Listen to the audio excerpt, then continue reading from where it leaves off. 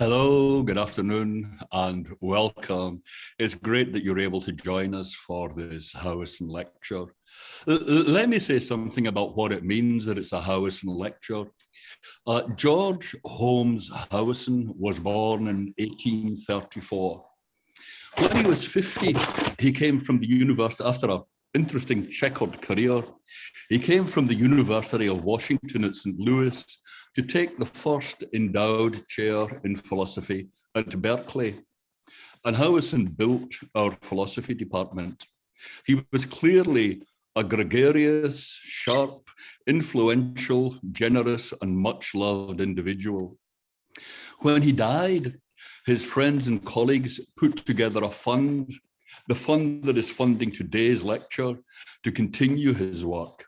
And the idea was to bring the most influential thinkers of the day out here to the rural wilderness of California. Now, for familiar public health reasons, today's session is remote.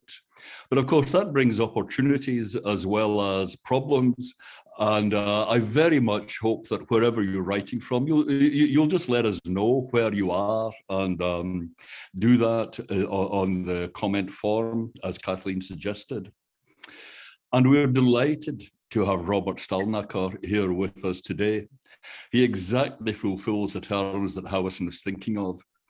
He's one of the most distinguished philosophers alive, having made many fundamental contributions to different areas of philosophy.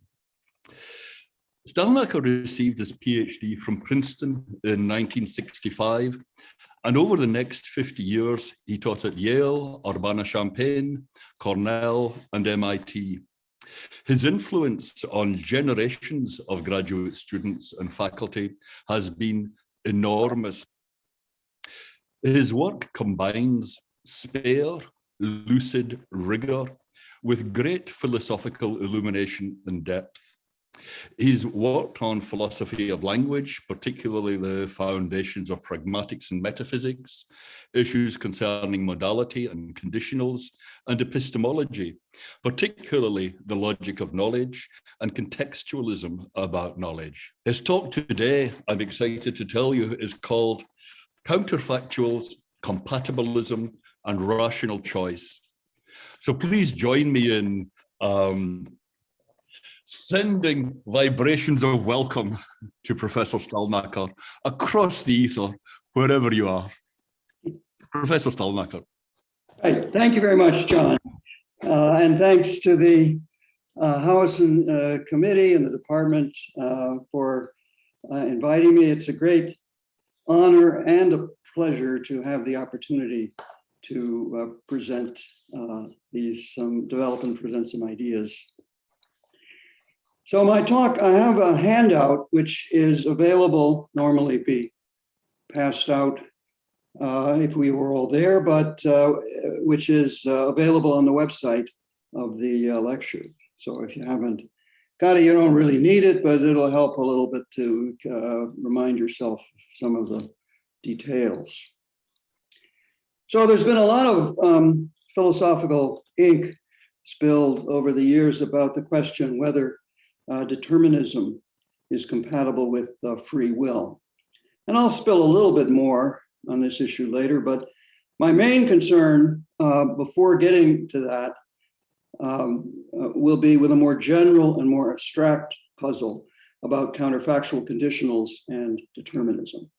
A question about whether in the context of determinism, we can make sense of the idea that history might have taken a different course from the one it is actually taking.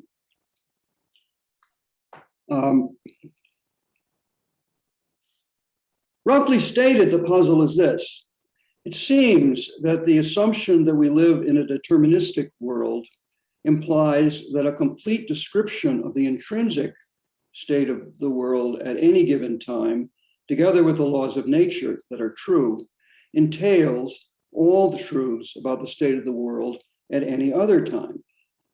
And this seems to imply that if the course of events had been different from the way it actually has been in any way, however trivial, then either some law of nature would have been false, or else the intrinsic state of the world at every time would have been different, at least in small ways, at every time, no matter how far back. So, for example, if I had tied my left shoe before my right this morning, instead of the way I did, either some event that happened thousands of years ago would have happened differently, or else the laws of nature would have been violated. Or as we'll see later, is David Lewis's colorful way of putting this, a miracle would have occurred. Neither seems plausible. Now, the relevance of this puzzle to issues about the compatibility of determinism and free action is clear enough, but the puzzle itself is more general. Since even if counterfactuals, the relevant counterfactual is about events that involve only inanimate objects, where no issues about action are involved, the conclusion is still unsettling. It would be reasonable to believe that in some circumstances, if it hadn't rained last night, the streets would not be wet this morning. But this does not seem to imply, or it would be strange to say that it implies that if it hadn't rained, then some intrinsic state of the world 2,000 years ago would have been different from the way it in fact was. Or else some law of nature would have been violated. The general puzzle was made prominent by David Lewis's discussion of the semantics for conditionals and by his application of that semantics to counterfactuals. On Lewis's general semantic account, a conditional is true in a given possible world W if and only if the consequent of the conditional is true in all of the possible worlds that are most similar in relevant respects to world W. The substantive task of a theory is to spell out the relevant respects of similarity. Now, Lewis had a number of metaphysical axes to grind in carrying out this task, which we needn't necessarily share. First, his goal was a reductive analysis that specified the relevant respects of similarity in terms that are intelligent or aim to spell out the relevant respects of similarity in ways that are intelligible independently of any causal concepts. So that was one thing. Second, he was aiming at an account, or the subsidiary aim, an account of respects of similarity that is temporally neutral. His thesis was that the temporal asymmetry of counterfactuals, obvious intuitively, the asymmetry, and so the temporal asymmetry of counterfactuals and derivatively of causation was the result of asymmetries in the global distribution of particular facts. So in particular, it was important for Lewis to make room for backward causation and time travel, even if our world does not exhibit those kinds of causation or events. So Lewis's formal semantics for conditionals helps to give the general puzzle a sharp formulation, and his metaphysical aims and commitments help to explain his particular response to it. But the puzzle itself depends only on pre-theoretic intuitions about ordinary counterfactuals, intuitions that seem difficult to reconcile with determinism. Now, the puzzle gets a thorough and careful discussion in a paper that was published about 5 years ago by Kian Dorr. After giving a rigorous definition of the metaphysical thesis of determinism, not exactly the way I'm going to explain it, but close enough, Dorr states then 3 premises about a representative, using a representative counterfactuals as an example, 3 premises that seem intuitively plausible. And then he derives from them a conclusion that in effect reduces counterfactuals to triviality on the assumption that determinism, in the sense he defines, is true. That is, trivial in the sense that all counterfactuals will turn out to be true. He then examines the premises in conclusion one by one, considering which bullet to bite. Should we reject premises 1, 2, or 3, or should we accept the triviality conclusion? And the counterfactuals really don't make sense. The choice is narrowed down to 1, reject the premise that the relevant world in which counterfactual supposition is true must be worlds in which the intrinsic state of history, the past history, is exactly as it was in the actual world. That's the first premise. Second premise, rejecting the premise that the laws of nature that are true in the counterfactual world must be true in the relevant counterfactual worlds. That no miracles occur in the counterfactual world. Dohr's conclusion is that we should take option 1, that we should hold on to the second premise, that reject option 2. The argument proceeds by bolstering the second premise with examples that there are no miracles, and arguing that we can get by with a weaker version of the first premise, one that assumes only that the past history of the counterfactual world must be approximately the same as they are in the actual world. Dohr's argument was aimed at Lewis, who chose option 2 and argued for it. And he wanted to, that is, Lewis wanted to defend that the exact similarity of sequences of particular events had priority over small deviations from the laws of nature. Since Lewis had described law-violating possible worlds as worlds in which a miracle occurs, Dohr titled his paper "Against Counterfactual Miracles." Now, in the end, I will have to answer Dohr's challenge on his terms. But in this talk, I'm going to take a more indirect approach, aiming to set the problem up in a way that avoids choosing between the two options that he focuses on. And just to give you a spoiler alert, I'm going to argue that we should reject both of the premises, or at least it'll be a consequence of what I'm going to argue, that one should reject both of the premises that Dohr asks us to choose between. So here's my plan for today. I'm going to first make some brief remarks about determinism, laws of nature, miracles. After this, I'm going to put 2 examples of simple counterfactual situations on the table and use these examples to draw some intuitive conclusions about the relationship between determinism, counterfactuals, and other causal notions. I'll then digress to make a brief remark or 2 about the ways in which counterfactual conditionals are context dependent or context sensitive. And then and about the relevance of context dependence to the puzzle.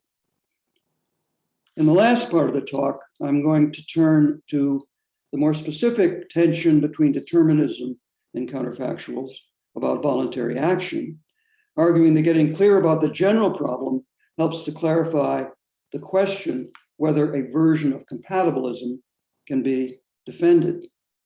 In particular, I'm going to argue that there is no incompatibility between determinism and the standard way in which decision situations are modeled in decision theory.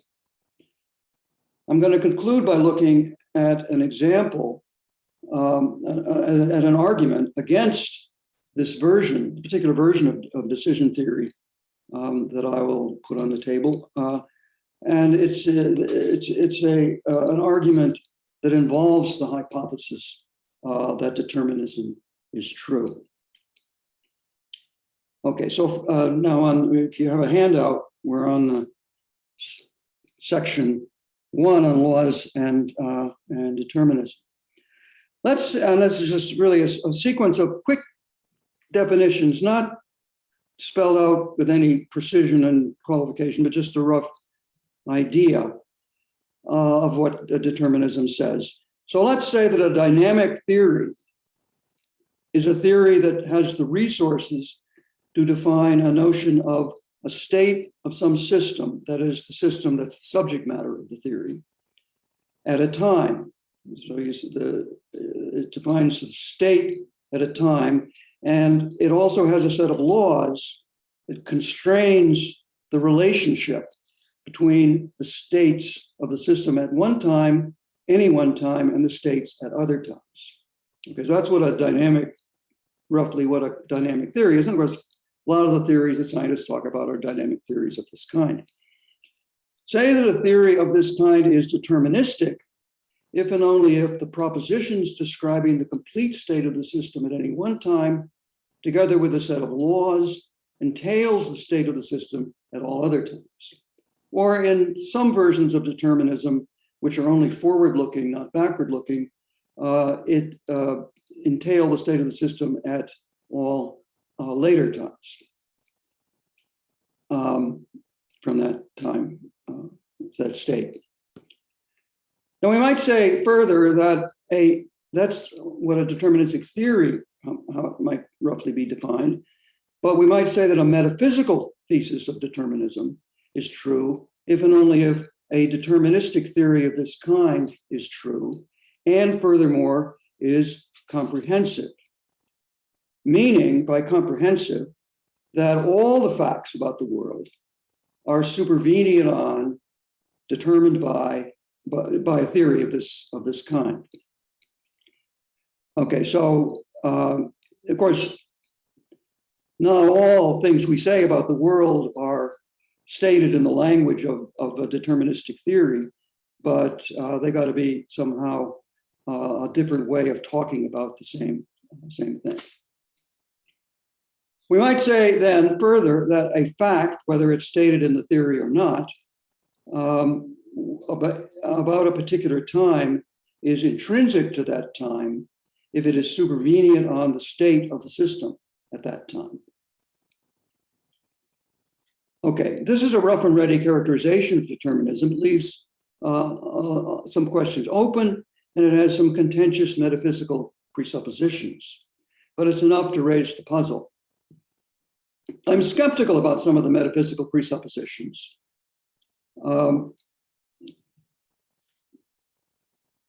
Particularly concerning supervenience and comprehensiveness, which aren't as clear as people often take them to be, but I set these worries aside here, since I think the puzzle can be diffused without questioning the sort of metaphysical fundamentalism that's involved in the definition of determinism.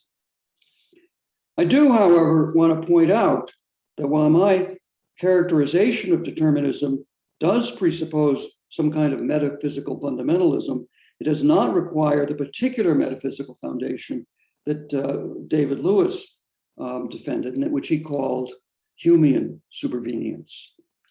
On Lewis's Humean picture, the fundamental properties that define the state of the world at a time are wholly independent of the laws of nature.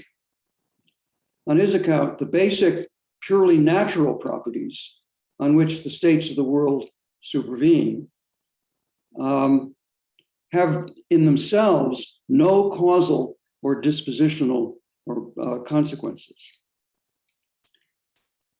It's really the opposite of some other people have defended the view that what it is to be a property at all, fundamental property or not, is to be defined in terms of causal powers. So Lewis takes the opposite line on this, that fundamental properties have no causal consequences.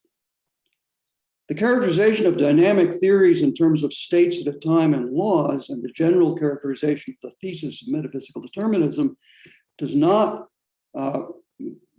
rule out the possibility that there are metaphysically necessary connections, even semantic connections, between the laws and the states, or that there are fundamental theoretical properties that are intrinsic to the things that have them at a time, but are also dispositional,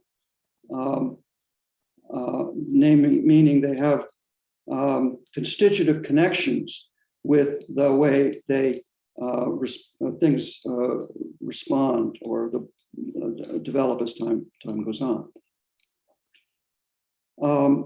If the fundamental natural properties were dispositional, This would spoil Lewis's carefully developed reductive hierarchy, essential to his kind of reductivist Humean supervenience. So the hierarchy goes, first you explain laws of nature independently of any causal notions. Second, you define counterfactuals by giving criteria of comparative similarity of worlds that depend on the laws but don't depend on any causal notions. Then you define causal dependence in terms of, or rather counterfactual dependence in terms of counterfactuals, and you define causation in terms of counterfactual dependence. And each step involves a lot of back and forth. But anyway, that picture, that reductive or hierarchical, conceptual hierarchy is not something that we are going to assume, and the puzzle still faces us, even if we don't take that one. Now, I will assume, following both Lewis and also most others, including Dorr in his argument, who talk at all about laws of nature, that the laws are true. That is, L is a law of nature in a possible world W, if and only if L is true. Not if and only if L is true in the world W. So it's a subset of the truths in that world. Laws are usually assumed to be contingent truths. So they are propositions that might be false. But L would not be a law of a possible world W in which it was false. So if a miracle is defined as a violation of a law of nature, then in a sense, there can be no miracles. If L is a law of nature in world W, then there are no violations of L in world W, whether W is an actual world or a counterfactual world. And Lewis is perfectly clear on this point. He recognizes there's a kind of playful misdirection in the very word miracle to describe a violation of the law of nature. But the upshot is that to characterize a possible situation or possible world as one in which a miracle occurs is to give it an essentially counterfactual characterization. To adapt Russell's famous example, one might wish that one's yacht were longer than it is, but this need not be a wish for the impossible. Similarly, one who wishes for a miracle in the literal and perhaps misleading sense in which it's taken in this puzzle is to wish that the laws of nature were different in a way that did not preclude a certain event that they in fact preclude. And I'll have more to say later about the idea of an essentially counterfactual characterization of a possible situation. Okay, now we're moving on to, if you have the handout, to the second section. I'm just gonna give two examples, two simple examples. These aren't puzzle cases or wild and weird counterfactual stories like Twin Earth or Swamp Man or something. They're simply straightforward stories of situations in which a counterfactual question naturally arises. Then I'm going to make 2 points about what I take the examples to show. Okay, first example, and this is spelled out on the, they're both spelled out on the handout. It's the last day of the tournament. We're on the 18th green. Anika sets up for an 18-foot putt for a birdie, which would give her a victory in the tournament. After careful consideration, taking account of the wind conditions, the slope of the green and all that, she, as they always do, she sends the ball on its way, and it looks like it has an excellent chance of reaching the cup and falling in. But when it is just a few feet away, the droppings of a seagull, who happen to be flying above, land right on the ball, slowing and diverting it so that it stops a bit before its intended destination. I don't know what officials do in tournaments when things like this happen. But that's not what we're going to talk about. Would the putt have sunk if it hadn't been for the bird? We can't know for sure, since even putts that look like winners when they're just a couple of feet away sometimes stop just short of the edge of the cup or slide by. But it seems likely that it would have. And it seems, certainly on the assumption of determinism, that there's a fact of the matter in the actual world about whether it would have. But the spectators, in the spectators' later discussion of this question, would the putt have gone in or not, a philosopher raises the following issue. In the counterfactual situation or situations we're considering, what prevented the gull from being there and doing what it did? Did some small miracle intervene, diverting the bird's course, perhaps resulting in the dropping its load on a car in a nearby parking lot? Or should we assume that the history of the life of the gull was different, at least in minor ways, from its beginning? Or maybe because of a small difference in the distant past, that gull never existed at all. The other spectators dismiss the philosopher's question as totally irrelevant. It's irrelevant, they might have said, because whatever explains why the bird happened to do what it did, that fact has no bearing on the event leading to the ball taking exactly the path that it took, up to the point where the bird's behavior resulted in an intervention in that causal chain. Okay, that's the first example. Second example, easier to follow if you're a poker player, but that's not necessary. Sly Pete and Mr. Stone, these are two characters from a famous example concocted by Alan Gibbard for a different purpose. These two guys are playing draw poker on a Mississippi riverboat. But this is a different story from Gibbard's, with no cheating involved, as his had. Pete has two pair, 3s and 10s, and with an outside ace. Mr. Stone has the 5, 6, 7, and 8 of clubs, along with a useless queen of diamonds. Pete deliberates about whether to trade in his ace in the hopes of turning his 2 pair into a full house, but he decides to stand pat. Mr. Stone trades in his queen, useless queen, with the hope of turning his hand either into a straight, if he draws any 4 or 9, to complete the sequence of 5 cards in order of number, or a flush, if he draws any club, turning it into a hand with all clubs. But since the top card on the deck is the 10 of spades, his hand remains worthless after the draw, so he folds when Pete bets. But what would have happened if Pete had traded in his ace in order to try to get a full house? There's no question in this story, no matter of debate, he would have drawn the 10 that in fact went to Mr. Stone, the top card on the deck. And therefore, he would have gotten his full house for 3 10s and 2 3s. Stone would have gotten the next card from the top of the deck, which happened, in fact, to be the 9 of clubs.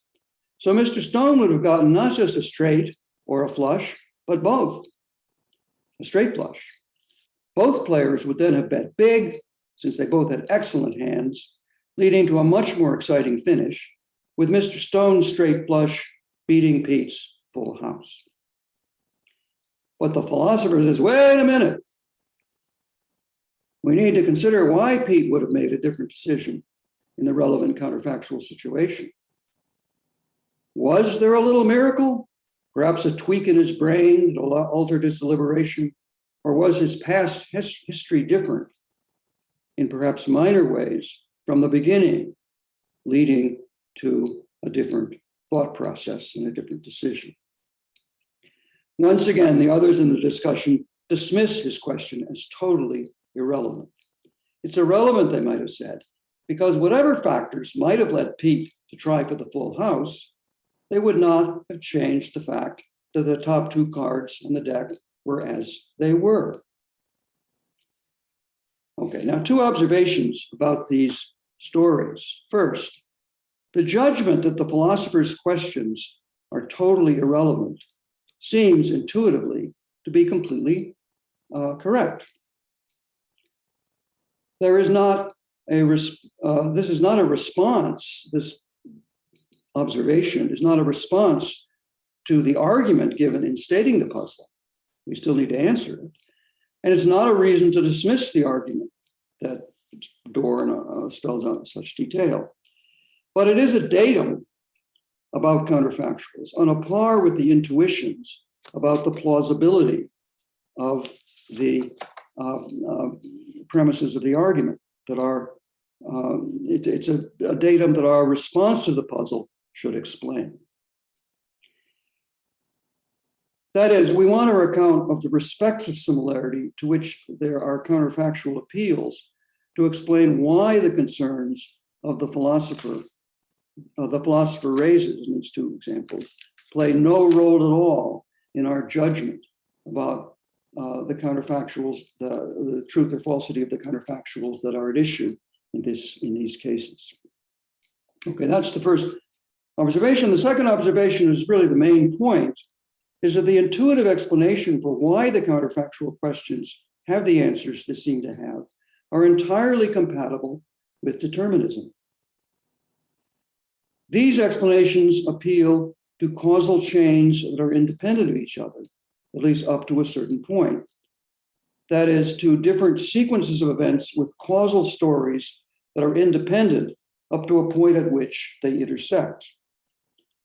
The notion of causation and causal independence may play no role at all in the characterization of a dynamic theory or in a definition of determinism, but causal distinctions can be made with the resources of such a theory. Determinism may imply that the state of the world as a whole, all the facts about a certain state of the world at a certain time, the state of the whole world at a certain time, contain the causes of the state of the world as a whole, any of the events at any subsequent time. So a cautious determinist, if asked for a determining cause of a certain event, can safely say that it is to be found in a complete description of the state of the world at some time prior to the time at which the event occurred. In fact, at any time prior to the time at which that event occurred. One might, however, want a more informative answer that appeals to some more limited features of the prior state of the world that, together with the laws, suffice to determine the particular event in question. And while the thesis of determinism alone makes no claim beyond the global one, any specific dynamic theory, deterministic or not, can be expected to imply some more specific claims about ways that partial descriptions of the state of the world at certain at one time constrain the state of the world at certain later times. And generalizations of this kind may contribute to characterization of notions of causal independence and causal change. And these may play a role in specifying the respects of similarity that are relevant to the interpretation of counterfactuals. In Lewis's reductive project, with its hierarchy of definitions, causal and counterfactual dependence are defined in terms of counterfactuals. And any appeal to such notions in specifying the respects of similarity that are relevant to the truth conditions of counterfactuals would be circular. But we have left that project behind. And even if you go for that project, you've got analyses of these causal notions, but there still can be generalizations about the role of counterfactuals in a relationship in relation to the relevant similarity notions. And so the compatibility with determinism is still one you would have. Okay, we'll come back to the point, the second point, but I want to digress now to say a little bit about context dependence, because everybody agrees that counterfactuals are context dependent. And in particular, there are different kinds of counterfactual, famous examples of cases where an indicative conditional or a epistemic conditional has a totally different meaning from a counterfactual conditional. So the famous example of if Shakespeare hadn't written Hamlet, nobody would have written it. But if Shakespeare didn't write Hamlet, then somebody else did, because Hamlet was written.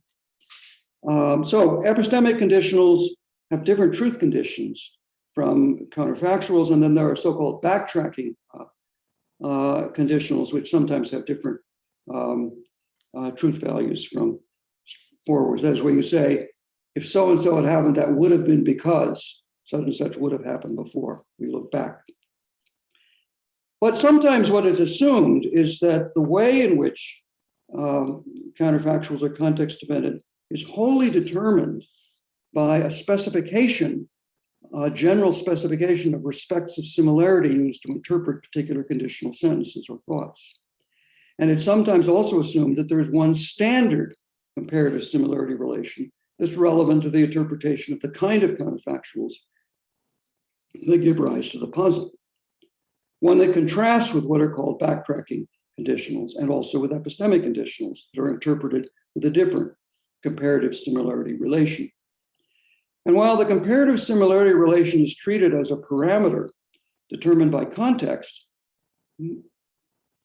people making the point that counterfactual to context dependent say little about what a context is, or what it is about the context that determines the value of this parameter relative to which counterfactuals are interpreted. Now, I think one has to look at the question, what is a context? I've defended the view in other places that conversational context should be modeled by the common ground, the set of possibilities that are compatible with what the participants in the conversation are presumed to be common knowledge. Common ground is a certain information state. It's definable in terms of propositional attitudes of a certain kind of the members of the relevant group, though it's not a propositional attitude of any one person, but rather something definable in terms of their attitudes. It's been suggested, and I'm in full agreement with this suggestion, that an important element of certain propositional attitudes is this one should understand them, both knowledge and belief, as an element of a propositional attitude is a set of relevant alternatives determined by a set of questions at issue. So linguists have talked about this, Greg Roberts, for example, Jonathan Schaffer, contrastivism about knowledge and other places talks about partition of relevant alternatives. My favorite paper on this issue defending this line is by Seth Yeltsin,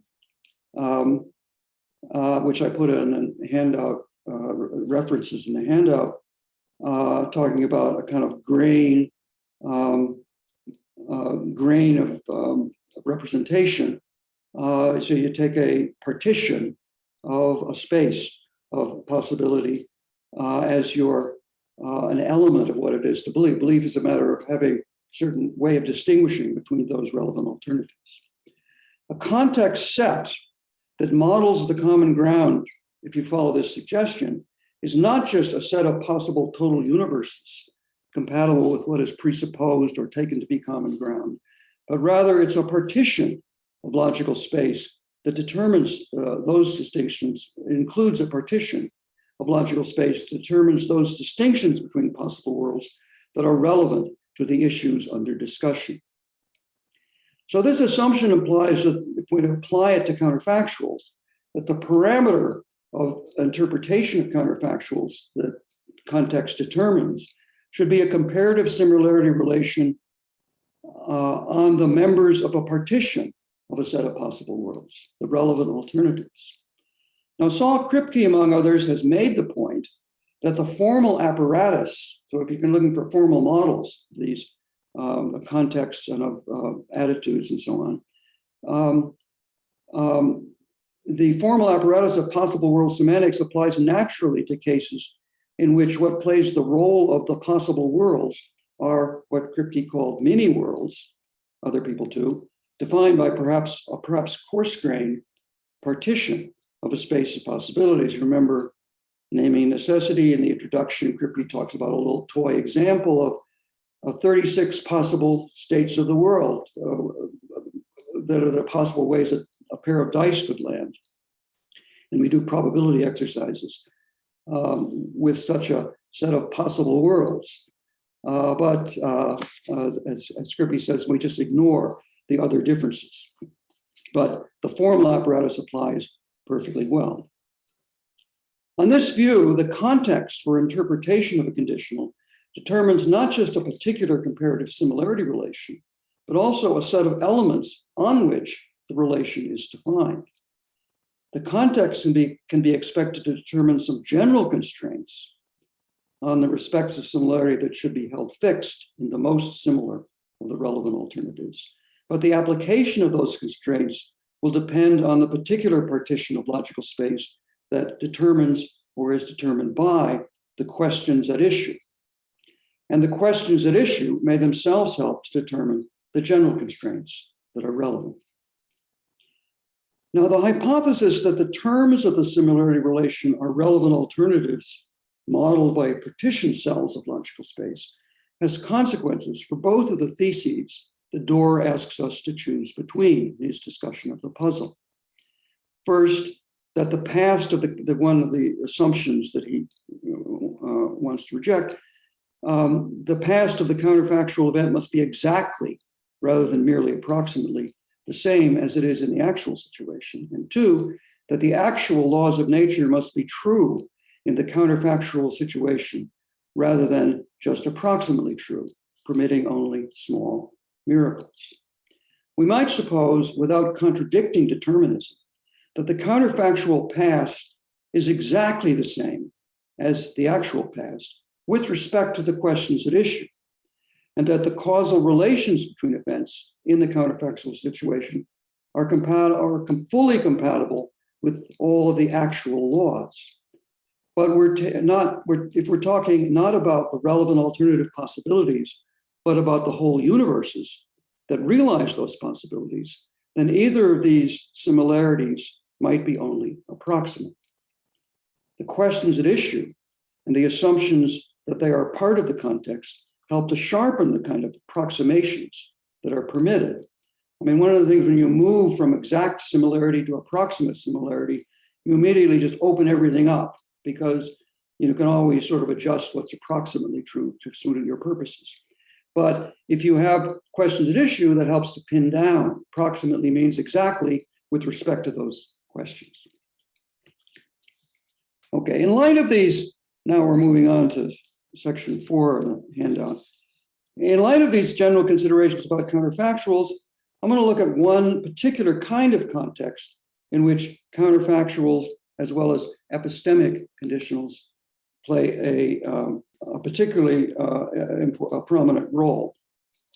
Contexts of deliberation and contexts in which the decisions that are made are assessed. The main questions at issue in a context of deliberation are, in the case of deliberation, which of the set of alternative actions to choose and what the consequences of those choices would be. And in the case of assessment, whether the choice made was the right one, and more generally, how that choice compares with alternatives to it.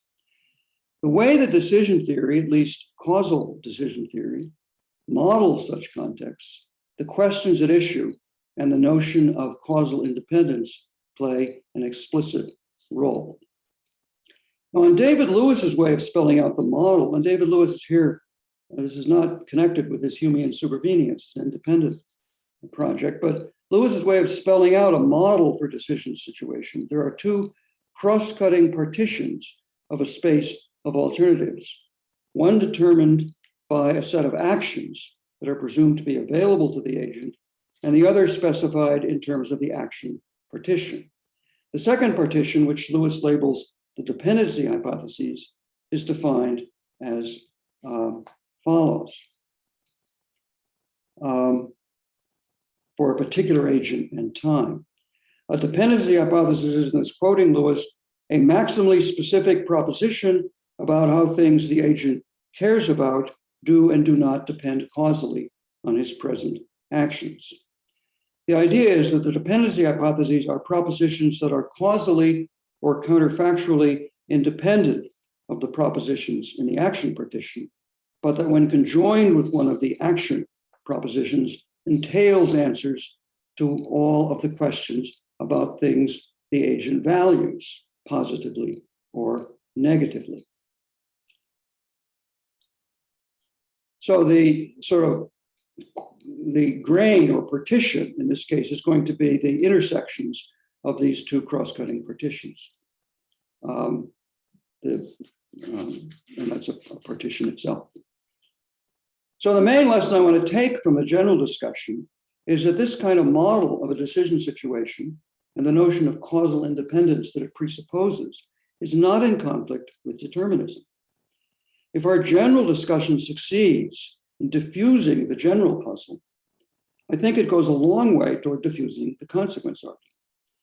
Though it must be acknowledged that a fully satisfactory compatibilist response to that argument will require that we say something constructive about the basis in a model of the kind that Lewis outlines, decision theory model, for the basis for describing the first partition as the set of alternative actions or action propositions.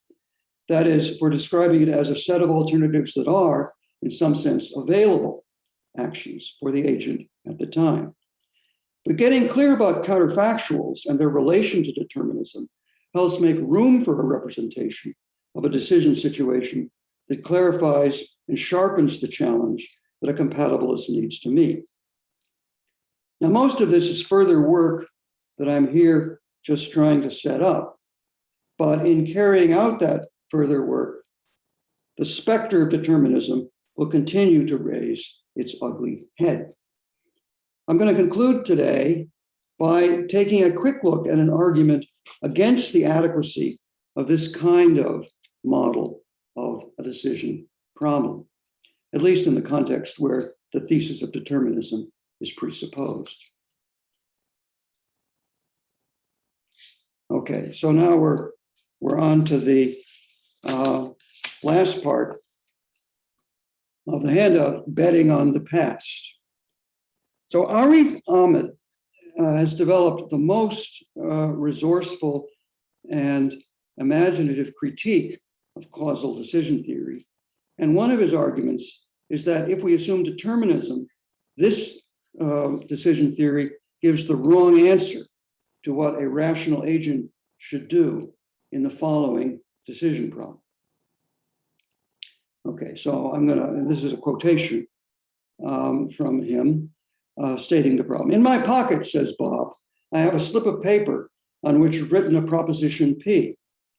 You must choose between two bets. You got to bet on P, but you can do it at two different sets of odds. Bet one is a bet of P on 10 to 1 for a stake of $1. Bet two is a bet on P at 1 to 10 for a stake of $10, the sort of opposite odds. Before you choose whether to take bet one or bet two, I should tell you what P is. It is the proposition that the past state of the world was such as to cause you now to take bet two. Ahmed suggests that we might make P, this proposition, more precise by identifying a particular time, say one that is many years ago, many years before you and or Bob were born. 1900s, just 1000 BC, whatever. He then, or it doesn't matter. He then argues that it's obvious that you ought to take bet 2. This is the normative premise, the intuitive premise about what rationality requires. And that causal decision, the second conclusion he draws is that causal decision theory implies you should take bet 1 by a principle of dominance that the causal decision theorist accepts. So just to get this clearer, this is the matrix that he draws for this problem. So P and not P are distant past statements about the distant past.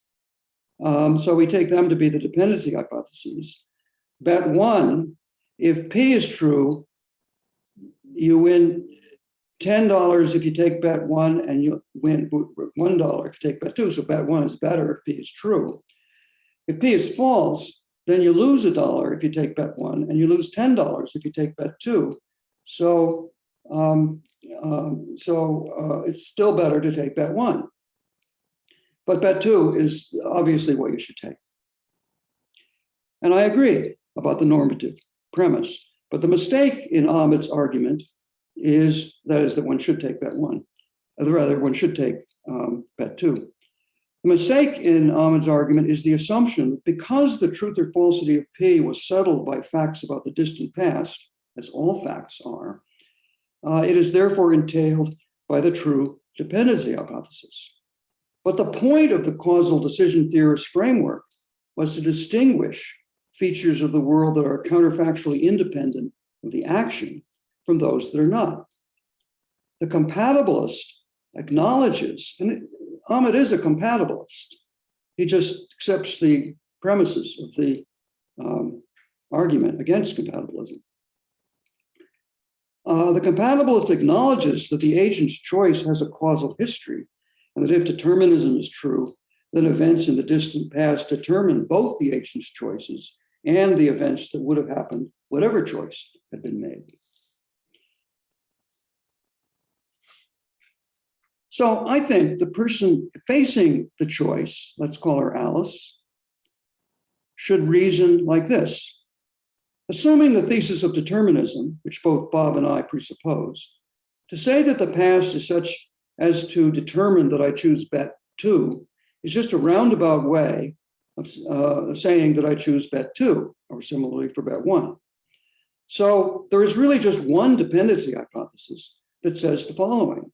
If I choose bet 1, I lose $1. And if I choose bet 2, I gain $1. It's a no-brainer. I go for bet 2. In fact, unlike Newcomb's problem, you can easily play this game at home. That is, for Newcomb's problem, you need a super predictor, but here you don't need any special powers. All you have to do is to believe determinism or to be prepared to presuppose it. So I might offer you $1 to play the role of Bob. And you can ask yourself, would you accept if I did? If you accept, you probably won't make any money, but you can't lose any. In deciding whether to take my offer, Alice's choice is your dependency hypothesis. As you don't have any control over that. That's something that she'll do whatever,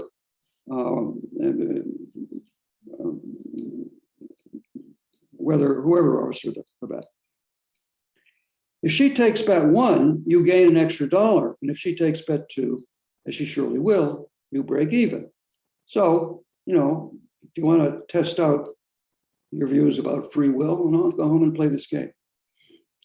Now, the reason you can play this game at home without having any special insight into the distant past or into Alice's state of mind is that Alice's choice is causally relevant to whether Bob pays or collects, even if it's not causally relevant to whether P is true or false. Now, this is a loophole which Ahmed recognizes in his story. And he suggests that we might block this feature of the story by supposing that the payoffs in the matrix above represent not money that Bob would give her or collect from her, but rather just utility values that she attaches directly, that's quoting him, values that she attaches directly to the possible outcomes. Suppose for some reason, it doesn't matter what it is, she ranks her preferences over possible states of affairs this way. Best outcome, take bet 1 while P is true. Second best outcome, take bet 2 while P is true. Third best, take bet 1 while P is false. Worst outcome, take bet 2 while P is false. And that you can read that off the matrix by saying what the 4 alternative possible outcomes are as represented in that matrix. But notice that the best and the worst of these 4 descriptions of possible situations are essentially counterfactual specifications, like the situation you wish for when you wish that a yacht were longer than it is. A situation in which bet 1 is taken while the past is such as to determine that bet 2 is not taken. A situation in which bet 1 is taken while the past is such as to determine that bet 1 is not taken must be a situation in which a miracle happens and things that were determined to happen don't happen, where some actual law of nature is false. But no miracle occurs in this counterfactual situation. The laws that hold in that situation are not violated. Situations defined by an essentially counterfactual specification are not options available in deliberation, although in a retrospective assessment of a decision, some options one did have may be specified in that way. Let's define, for example, a road not taken as an action one considers in deliberation, but in the end rejects. O'Leary is always second-guessing his decisions, often regretting the choices he has made.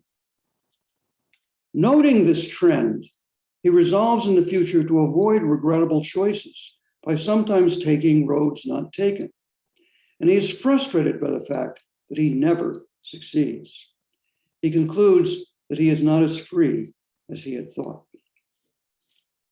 The fatalism argument, not the consequence argument, but the fatalism argument turns on the conflation of the sense in which one cannot choose what one does not choose, and the sense in which sometimes one can, or at least could have. The consequence argument, I think, turns on a more subtle version of this fallacy, although there's obviously a lot more else going on. Now, in my homey version of Ahmed's story, the one you can play at home, Bob's knowledge of whether P is true or false is causally downstream from Alice's action. But as Ahmed observes, it might be that Bob knew this prior to and independently of his choice. This is certainly possible, and in fact, it's not at all unrealistic. Many free decisions are predictable, and in many cases, one could say that someone before the fact knew what I was going to do. And that wouldn't prevent me from freely doing it. Many free decisions are predictable, particularly when they're no-brainers, like Alice's choice. She knew what she was going to do before the time came to commit herself, and Bob, knowing that she was clear-headed, might have known that she was the kind of person who would make the rational choice. That does not imply that Bob's knowledge, and so Alice's choice, is a consequence of the true dependency hypothesis. The counterfactual, if Alice had chosen differently, Bob's belief would not have been knowledge, is a true counterfactual. The contexts of deliberation and retrospective assessment of decisions taken involve a complex interaction of temporal, causal, normative, and epistemic considerations that give rise to a range of puzzles about choice and about an agent's capacity for choice.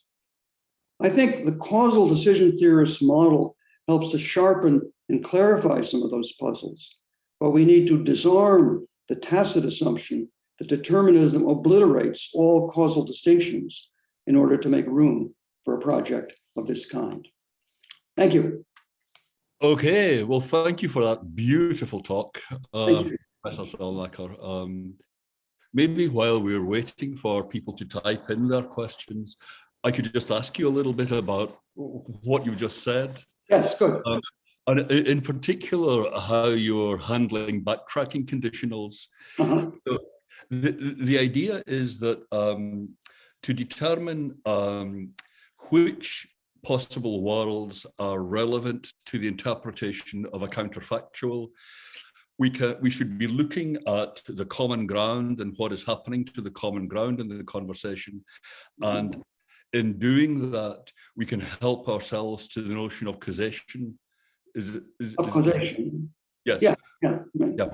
So we don't need the very austere thing where we drop causation here and try and define similarity without causation. Right, yeah.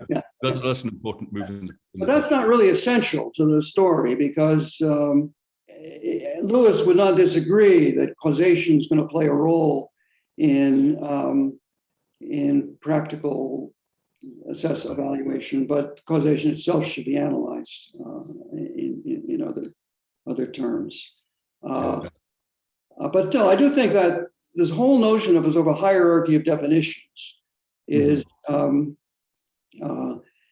plays a role in a number of places in these arguments. And I think the idea that we're looking here for conceptual interconnections, and we can have them constitutive connections, say between causal notions and temporal notions and so on, even if we don't have any analysis that's sort of reducing things step by step in some ways. But let me say about backtracking conditionals, I mean, one of the things that the normal way of thinking about backtracking conditionals is that there's just different criteria of similarity. But I think the main thing is different questions at issue. So the question, if the question is, how did it get that way? How did a certain fact get that way? One looks back to the causes of it, and one considers what would have had to been different for the thing to be different. So there are different questions at issue, and in some cases, that's going to force you to have different priorities with respect to what's possibilities are more similar than others, but it's different possibilities that you're considering is the main thing. And as for the most part, a backtracking conditional doesn't assume different criteria of similarity. It just asks a different question. But in sort of memorable cases, it's different. Like Frank Jackson has this example of, if you say if he jumped off the bridge, he would have died, and no, he wouldn't have, because he wouldn't have jumped off the bridge unless there were a safety net below. Yeah. And so that's you're going to a totally different counterfactual situation. But you can also ask a backtracking conditional, which really orders things in the same way. So, in my Sly Pete example, you might ask, how come he didn't take a card? He should have. It would have been much better strategy given what he knew to take another card, but he didn't. Why didn't he? Well, that's a different question, but it's a question about the same situation. When you were talking about practical deliberation, when you moved to talking about practical deliberation, I may have been naively hearing this, but I was thinking that sometimes backtracking conditionals are very relevant to deliberation as to what to do. I mean, if, for example, you and I are burgling a house together, something we've done many times, and your task is to get inside the house and loosen a window for me to get in, Uh-huh. then when I get to the house, if I find the window loose, I think, if it's loose, then my colleague must be inside the house. That can only be because my colleague is inside the house. Uh-huh. And so now I know how to proceed. So in practical deliberation, then we're often going to have to consider backtracking conditionals. Oh, yeah, right, Yeah.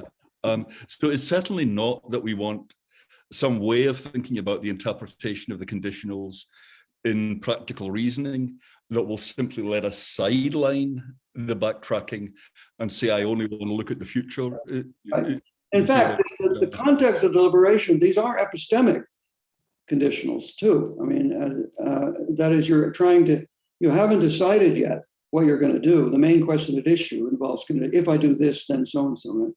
But in trying to figure out what the dependency hypotheses are, that is what the causally independent facts are, you may use backtracking reasoning. That's an epistemic form of reasoning. That is, as you say, you don't know whether your partner is in the house yet.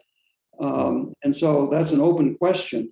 And the backtracking is a way to get at what the answer to that question is. So counterfactuals of any kind may enter into, but the specific kind of causal context and the notion of causal independence is playing a role in all of these things.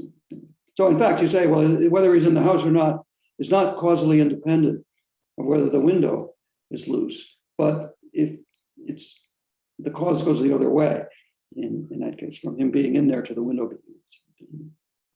We only have a couple of minutes, but we have a question from Roger in Berkeley, who says, you refer to the laws of nature as if they are deterministic.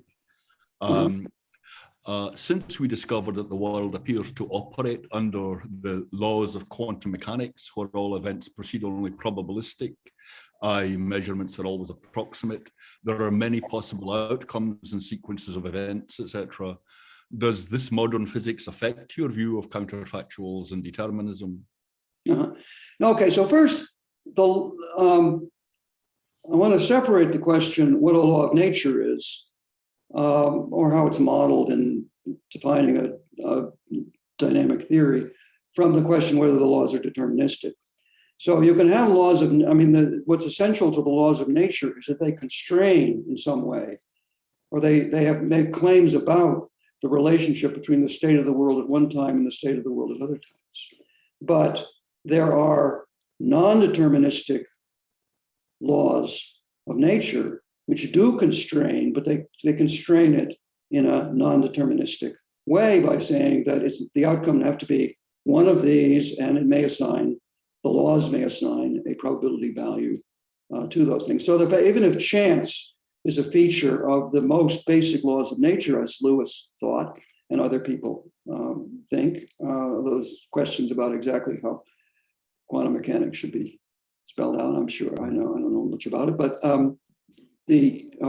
so the idea of a deterministic law is just a special kind of law, but not part of the definition of it. Yeah. I hope that gets at what he's asking. I think so, but I'll watch out for anything else coming in on this. We'll have to stop, I think, in just a second. You said you had some reservations about the thesis of metaphysical determinism, that very strong thesis. I guess I wondered about pluralism. If you think about Nancy Cartwright's picture, for example, of there being no one physical theory that governs all the world, but just many overlapping theories. Would you be sympathetic to those kinds of doubts about? Oh yeah, no, and more than that. I think one can separate the question: what's fundamental science like, from the question there is a question: does that determine all the other? The questions that mix normative and factual in a way that's hard to sort out. There's vagueness and so on.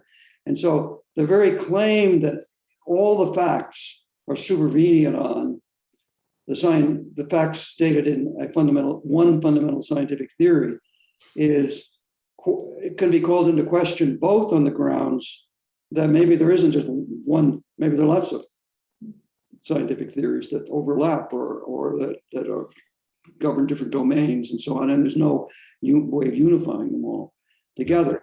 But to add to that, the rest of our discourse, the rest of the things we talk about when we talk about the world, and how much of that is not reducible in the piece by piece way, but it is in some way wholly determined by that, and that's what I'm skeptical about.